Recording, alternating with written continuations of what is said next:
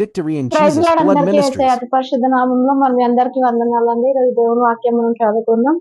కీర్తనల గ్రంథం 128వ అధ్యాయము, అలాగే 5వ వచనం. సియోనులో నుండి యెహోవా నిన్ను ఆశీర్వదించును, నీ జీవిత కాలం అంతయు యెరూషలేమునకు క్షేమం కలుగుట చూచెదవు. హల్లెలూయా.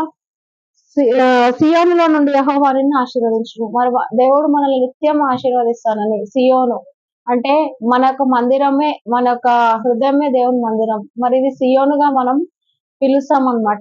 మరి ఎప్పుడు కూడా దేవుడు మనల్ని ఆశీర్వదిస్తానని దేవుని వాక్యం ద్వారా తెలియపరుస్తున్నాడు. అలాగే నీ జీవిత కాలం అంతా యెరూషలేమునకు క్షేమం కలుగుట చూచెదవు. యెరూషలేము అంటే మన కుటుంబం అనే సంఘము, మనము, మన యొక్క జీవితము.